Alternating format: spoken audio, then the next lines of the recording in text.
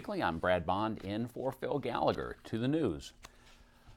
A grand jury has indicted 2 suspects in connection to a non-fatal shooting that happened in the Burlington Mall parking lot earlier this year. According to a release from Middlesex County District Attorney Marion Ryan's office, the 2 suspects, who were each arrested 2 weeks ago, will face the following charges. Noel Semprit, 19, of Lowell, was charged with assault and battery with a dangerous weapon, armed assault with intent to murder, and armed robbery. Sincere Shepard, 15, of Lowell, was charged as a youthful offender, 4 counts with armed assault with intent to murder, assault and battery with a dangerous weapon causing serious bodily injury, assault and battery by discharging a firearm, armed robbery, and carrying a firearm without a license. As reported on Bnews on the evening of April 14th, a man was shot in the mall parking lot and treated at Leahy Hospital and Medical Center for non-life-threatening injuries. Police said at the time that they believe the suspect and victim were known to each other. Let's see. So after multiple meetings and a lot of changes to the original plan, the Rockland Trust project at 170 Cambridge Street was approved by the Planning Board last week. The bank, which has locations throughout eastern Massachusetts, was looking to move its Burlington location from Wilmington Road to the more central Cambridge Street lot at the intersection at Forbes Avenue. The site is 23,000 square feet and currently has a 2-story office building on it that will be torn down. The Rockland Trust building will be 1-story and 2,700 square feet. In order to get approval from the board, the plans needed to fit with the town center overlay district's requirement. In the original plan, the building was set back in the lot with a parking lot in front. At the encouragement of members of the planning board and the planning department staff, it was moved to the front of the lot, which fits with the plan for the overlay district. They also connected the sidewalk directly to the front entrance, and the parking lot has 2-way circulation throughout except for the drive-through as the board requested. They also added a section of hardscale landscaping at the back of the property that fire trucks can use to maneuver around the parking lot. Members of the board thanked the representatives from Rockland Trust for listening to their concerns. The plan was approved with the final condition that there be no temporary signage during construction. And let's see, well, as you all know, it's been a dry summer. That can be good for cookouts and spending time outside, but it's not so good for the town's water supply. Bnews reporter Robert Paris went to check out the reservoir and speak with the head of the Department of Public Works to learn the real impact of the drought. Let's watch. Anyone driving around Burlington would have noticed lawns are looking a little less green this year. The grass is brown because we have fallen into another drought season. For the past 2 months, there has not been as much rain as needed to fill reservoirs around Massachusetts. On Monday, July 25th, I headed up to the Mill Pond Reservoir to talk to Burlington's Public Works Director, John Sanchez. John gave a brief rundown on what has been happening to the reservoir. Well, it's a severe drought right now. We haven't seen significant rain since May. We just had those showers that went by, but they don't really help as far as filling up the reservoir that we have. Sanchez discussed the last time a drought like this occurred and gave an update on the town's water supply. You know, I can't really remember anything like that. I know in the last 10 years we did have one year that it was pretty dry. We have data, and I guess at the end of the season we'll be able to compare this year to that particular year. But I want to say for at least 10 years we haven't had anything like this. Well, we're managing. We produce just as much water as we need to. In this case, we're just meeting demand. In other words, whatever people are using, we're able to produce. However, we don't have any factor of safety. I mean, we had to institute a water conservation right now to try to lower the amount of water that we're using in town, so we're able to maintain the water. If you hadn't had an opportunity to go to the reservoir recently, here's the current water level. We're at 136.5 feet. We're very close to our middle intake. We have 2 intakes here that we use. After this, I mean, you can see it around. It's looking pretty dry. We do have, as we're standing today, we have enough water to finish the season, but we need residents and businesses to help us with the water restrictions that we have imposed. So we'll have enough water to combat fires and to also for drinking water. Most importantly, what will happen if the drought gets worse, and when will the town know when it has gotten worse? The town is interconnected with many other communities, and in case of emergency, we should be able to connect to them. As you know, though, communities around us are also in a water ban right now because they are in the same situation we are. But if it's an emergency, I'm sure they will help us out. At that point, we'll have to go into a full water ban. Nobody will be able to use any water for outdoor watering. And then we may be able to get some water from our neighbors. We monitor our water every day, so we know where we should be at every day of the summertime. So we'll be able to see it, when it's coming. So right now we've been managing, like I said, and only if we see our demand increasing past the level that we can actually provide water for, then we'll know when that point is. Finally, John talked about the water restrictions and how everyone needs to comply with them. We have the majority of our residents are really helping us out right now, but we do have a significant number of residents that are not compliant. So we've been issuing notices, we've been issuing written warnings, and we're also going to start issuing fines. The fines are $50 for the first offense and then $100 for every day after that. It's something we don't want to do. We prefer people doing the right thing, which is to help us all, so we have enough water to finish our summer season and go through this drought. But we've been issuing tickets. This morning we issued 40 of them, and we'll continue to do this. We have crews going out at all hours of the day and night just to make sure that we're going to have enough water for drinking for the rest of the season. From the Mill Pond Reservoir, I'm Robert Paris for Bnews Weekly. Thank you, Robert. Well, members of the Burlington Department of Public Works have been busy this week. DPW Director John Sanchez said that 2 water main breaks in as many days have kept crews working around the clock. The first break was on Windmere Avenue late Monday night. Work to repair that went through the night, and then on Tuesday there was a water leak on Wind Street.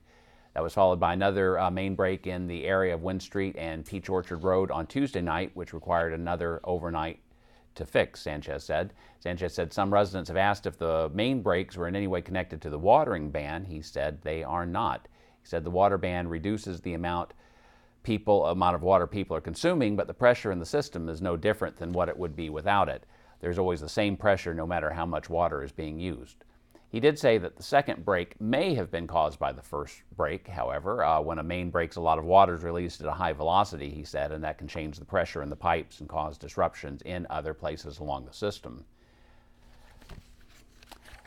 And let's see, in other news, a national casual dining restaurant company that has a Burlington location has agreed to pay restitution and penalties to resolve allegations that it failed to pay workers for required trainings in violation of state law, Attorney General Mara Healy announced last week. Bloomin' Brands Incorporated, which owns Outback Steakhouse, Carrabba's Italian Grill, Bonefish Grill, and Fleming's Prime Steakhouse and Wine Bar, has agreed to pay $210,000 in restitution and penalties, the release states. The restitution will go back to 2,565 Massachusetts employees. Bloomin' Brands owns 22 restaurants in Massachusetts, including a Bonefish Grill in Burlington. There was also an Outback Steakhouse in town, but that closed last year. Attorney General Healy said companies cannot cut corners and must pay employees for all the hours they work. According to the release, the AG's Fair Labor Division began an investigation after it received a complaint from a server and staff manager who reported that she was required to routinely participate in online trainings but was not paid for the time spent completing them. Further investigation revealed the company used one software system to track when an employee was physically present and working at the restaurant, and a different program to track the time an employee spent completing online training programs, the AG's office states. Bloomin' Brands allegedly failed to include employees' hours from the online training software program when processing hours for payroll. The problems with payroll systems have since been fixed, the release states. Well, Burlington high school students will have the opportunity to learn a unique way of growing food as well as have fresh vegetables. Bnews director Rich Hosford went down to the new Aquaphonics lab to learn more and has this report. In a room near the Burlington School's Science Center at Burlington High School, there is a project that blends life under the sea with crops grown in a field. An aquaponics lab built by Burlington School's own Steve Zarba is growing a variety of vegetables using a unique system that involves fish. So what is aquaponics and how does it work? Aquaponics is the marriage of taking fish, aquaculture, in care of fish, and also hydroponics, which is growing plants with a soilless media. So what you'll see is there's these clay pebbles here that we're growing the plants in, so there's no soil that's involved. And what's basically happening is the fish waste, the fish poop, so to say, is going down with the water into the plant beds, and it's decomposing and providing rich nutrients for the plant to grow, kind of like a fertilizer. And in turn, the plants are actually filtering and cleaning the water as it processes and goes through, and it's filtered back up into the fish tank. So we're actually using fish and plants, and it's kind of an eco-friendly way of sustainable vegetable and fruit farming. The aquaponics lab at Burlington High is being used to grow a variety of crops. Right now we have some tomatoes, we have basil in the back, some peppers, and we're just harvesting our lettuce here, which was very overgrown, and I'm cutting it up to distribute to some of the people here at the high school. The aquaponics lab is for more than just growing vegetables. It is also a tool for education that will be used by teachers to give students a hands-on and visual way to learn. So they're environmental science and bio classes. The teachers, Mark Sullivan, the principal, this is mostly his project, and he's going to have his high school teachers bring the courses up here and learn about the nitrogen cycle, which is what I just described, how the fish and the waste and the water work together, and just to teach kids alternative ways of growing vegetables, and other ways, besides doing it outdoors in a garden. And there's a lot of other scientific processes that you can teach here. And the high school cafeteria is very interested in actually using the food to as part of the lunches every day for the meals for the kids. So, kind of that sustainable living of growing your own food and putting it right on the table. Finally, I wanted to know about the fish that are used in the aquaponics lab. These are tilapia from Africa, and we got them from Salem State University. You do need a permit to do aquaponics in aquaculture, depending on what kind of fish you use, and we did acquire all those permits from Mass Fish and Wildlife. And tilapia are very hardy fish. They get fairly big, and they're also good eating, so if our fish do breed, we can also harvest the fish and use those as food as well. Reporting from Burlington High School's aquaponics lab, I'm Bnews Director Rich Hosford. Wow. Thanks, Rich. Cool stuff going on at the high school, as always. Well, we have a couple of recalls to report this week. The first is of a popular baby monitor that's being recalled due to the possibility of users being burned. Lorix Technology Incorporated, a Canadian company, announced it is recalling multiple variations of its Care and Share video baby monitor. The company said the monitor's lithium batteries can overheat, swell, and expand and cause the battery cover to open or pop off. The hot batteries pose a burn hazard to consumers. Lorix said about 26,000 units have been sold in the United States and were available at Babies R Us, Best Buy, Target, Home Depot, Walmart, and online. According to Lorix, they have received 488 reports of batteries overheating and expanding. About 140 reports involved the swelling of the battery pack, causing its plastic casing to open or come off. No injuries have been reported, luckily. Anyone who has a model on the list should stop using it immediately and contact Lorix to receive a full refund. The second recall is a New Hampshire farm that's recalling approximately 8,800 pounds of raw beef products that may be contaminated with E. coli, the USDA announced on Tuesday. PT Farm LLC, a North Haverhill, New Hampshire establishment, issued the recall following USDA investigation into an illness cluster in mid-July. At least 14 people became sick, and investigators were able to trace 8 of the cases to the farm.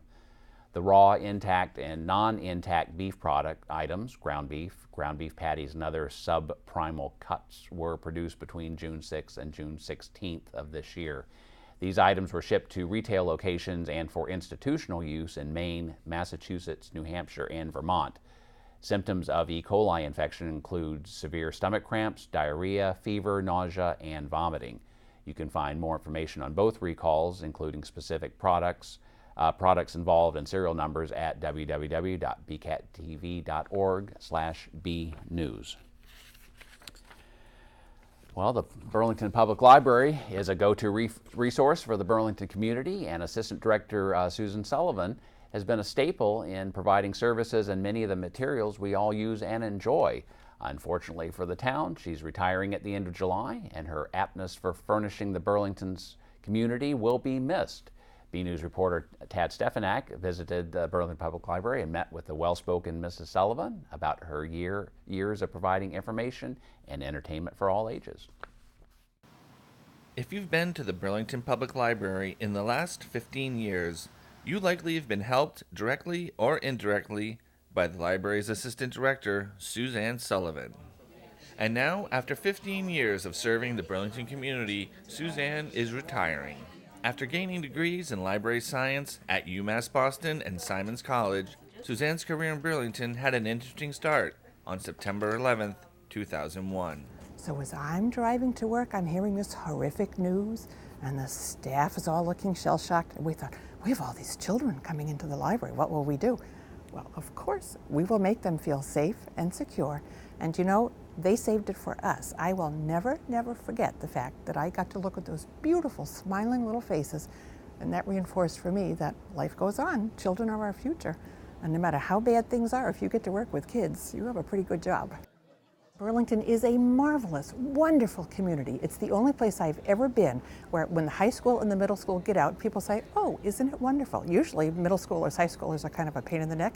In Burlington, they're such terrific kids. You know, they're serious students. They take things seriously, and they like the library, they relish it, and they treat it well. I asked Suzanne how she's seen libraries change with the course of increasing technology. The changes are just boggling. I mean, I remember the days when we checked out books by going clunk and handing them a date due card, and now it's all done on a computer. And now you can sit on your computer at 3 o'clock in the morning in your pajamas, and you can say, what would I like to borrow? I'll just check all the surrounding libraries to see what it is that I want, and I'll place my hold. And then a couple of days later, you go to the Burlington Public Library, and your books or your DVDs or your audios have come in from, I don't know, Rockport or Wilmington or Chelmsford or whatever library had them on the shelf. It is so much more convenient now. This is a great time to be in libraries and a great time to be a library user. And in response to Google replacing the traditional library, if you want any old answer, you Google it. If you want the right answer, you go ask a librarian. You could get more misinformation off the internet, and people who really know their stuff still want an expert to guide them and help them find the right answer. having been staff liaison to the Friends of the Burlington Library, coordinator for 2 book discussion groups, the Library Volunteer Program coordinator, as well as a talented quilter in her own right, Susanne can't say enough good things about the people of Burlington and their library. They should be really, really proud of their town and the fact that it supports the library well. We have good funding. We've never had problems with not enough money to buy books. We've almost always got enough to buy what's important. So now we have books, we have films, we have audiobooks, and we have downloadables. So in case you don't want a physical paper book to carry with you, from the library you can borrow an ebook and load that onto your reader. So we offer all these things. Pretty nifty place to be, good time. With such an admiration and attachment to the Burlington Library, I asked Suzanne if she'd be using the library in her retirement. I've already told the people in my evening book discussion group, which is one of my all-time favorite things in the library. I love these book discussion groups. I said to them that even though I'm retiring to go do childcare for grandkids, I'll be free evenings. So I'm coming back for the evening discussions, at least for a while, unless maybe some closer to home book group snags me up, but I'm sure this fall I'll be in. And because I'll have a 3-month-old in my care after I'm retired, I will come Friday mornings to baby time once in a while, and she can sit on my lap and I can get to see the children's programs that I have not seen now for the last 10 or 12 years here. I have loved coming to work here. I got up every morning with a smile on my face and I said, oh, I get to go to work. This is a great kind of a job to have. I don't know very many people who really like their work, but I like mine. We all wish Suzanne the very best in her retirement and thank her for her years of service helping make the Burlington Public Library a better place. From the Burlington Public Library, I'm Bnews reporter Tad Stefanak. Back to you in the studio.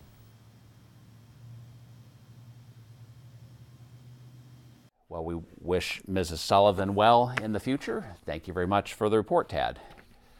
Well, Massachusetts drivers will soon have a new type of license. On Tuesday, the Massachusetts Registry of Motor Vehicles unveiled a new driver's license and Mass ID that will be phased in over the next 5 years. The new design includes security features that the RMV says better protects people's identities and makes the cards among the most secure and technologically advanced in the country. The new Massachusetts licenses and IDs include some federally required real ID features such as a second barcode on the reverse side, which contains the demographic information printed on the front. The advanced security features on the new cards will assist law enforcement, banks, retail outlets, and liquor establishments, which use these important identification credentials. New security features include raised lettering of the cardholder's initials and year of birth, and the use of laser perforation and engraving. Other security features will remain confidential so as to not alert anyone who may be intent on fraudulent use. The new driver's licenses and IDs will not cost residents anything extra, the RMV states. Also, residents do not need to take action now by getting a new license and can wait until their current one expires. Current driver's licenses, Massachusetts IDs, commercial driver's licenses, and junior operator and under 21 licenses will remain valid until they are scheduled for renewal. The March of Progress. Let's see. And we've been in the midst of a heat wave this week. To see if it will continue, we go now to meteorologist Peter Brown for this week's forecast. We'll also check out the community calendar with Ian Casciola to see what's happening in town. Take it away, guys.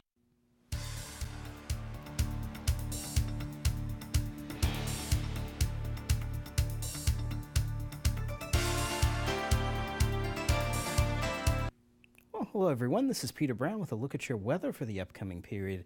And I'm sure you've been noticing the past week or so, it's been pretty darn hot around here, that's for sure.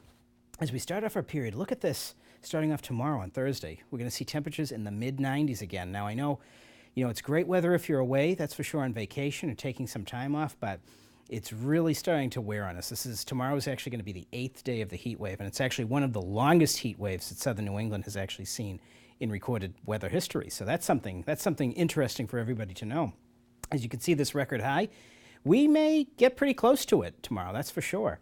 The only thing that's unfortunate about this time of the year, you can notice now the days are definitely getting much shorter, but I'm not going to depress you with any of that. We're still well into summer, that's for sure.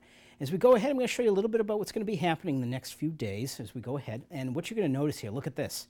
A cold front, finally, some relief coming to us here in the Burlington area.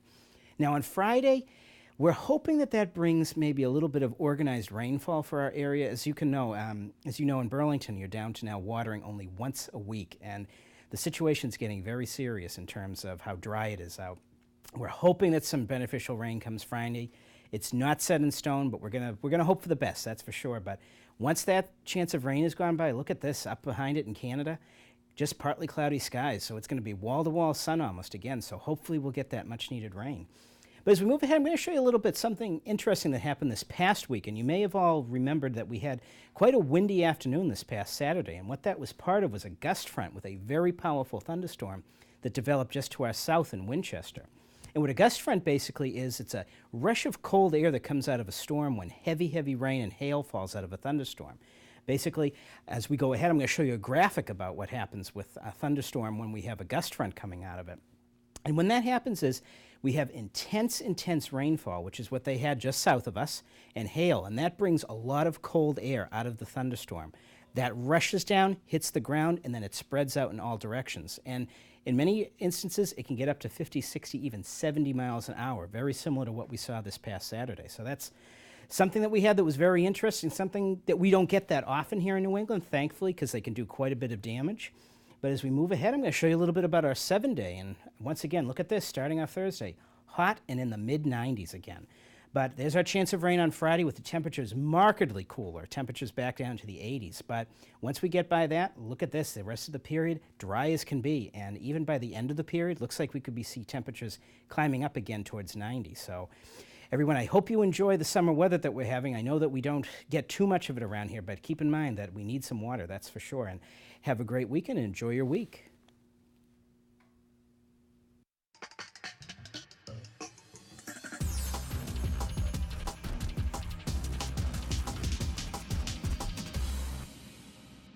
Hello and welcome to your community calendar.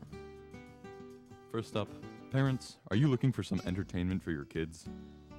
On Tuesday, August 2nd from 11 a.m. to 12 p.m., the Burlington Public Library is hosting an event called Creatures and Critters Animal Show.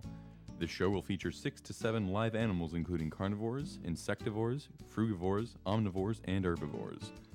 There will also be guinea pigs, rabbits, armadillos, snakes, lizards, bats, and much more. This event is free and everyone is welcomed. For more info, visit the Burlington Library website at burlington.org or call 781-270-1692. Marvel fans, are you ready for some pop culture? On Saturday, August 6th at 7 p.m., the Barnes & Noble in Burlington is hosting a pop culture event revolving around Marvel Comics. Come and explore the Marvel Universe with exclusive samplers, including the first storyline for Mosaic. Also enjoy trivia, coloring, cosplay, and more. This event is free and everyone is welcome to attend. For more info, visit the Barnes & Noble website at barnesandnoble.com or call 781-273-3871. Finally, are you looking for a getaway to a beautiful island off the coast? On Saturday, August 6th, the Burlington Rec Department is holding a day trip to Martha's Vineyard. As you tour the island, you will learn the history of immigrants from England, the Cape Verde Island, farmers, fishermen, blacksmiths, and merchants who settled here as a safe haven. Through the colonial period, raiding British, the Age of Whaling, and the Civil War, Martha's Vineyard became a nurturing palace where all people could prosper. Pre-registration is required for this trip, and the cost per person is $99. For more info, visit the Burlington Rec website at burlington.org or call 781-270-1695. This has been your Community Calendar. I'm Ian Casciola. Back to you in the studio. Finally this week, get to know your town's first responders and learn about safety this summer. Police Chief Michael Kent and Fire Chief Stephen Yetman announced that the Burlington Police and Fire Departments will host a community safety night to promote positive interactions between public safety personnel and residents to release states. The event will be held at Wegmans on 3rd Avenue on Wednesday, August 3rd at 5 p.m. In an effort to promote mutual trust and respect, Community Safety Night provides residents with a unique opportunity to interact with members of the Burlington Police and Fire Departments in an informal and stress-free environment. Chief Kent said the goal is to promote cooperation and harmony between public safety officials and the communities they protect, and that this event encourages positive relations between the departments and members of the community. During the event, there will be complimentary food by Wegmans, demonstrations by a police sketch artist, police canine displays, and police and fire vehicles for viewing.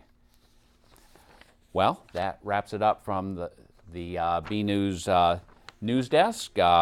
Quick shout out to, thank you to meteorologist Peter Brown, Ian Casciola for community announcements, reporters Tad Stefanak, Robert Paris, and our own Bnews director Rich Hosford. Thank you very much for watching. Please join us again here for Bnews Weekly.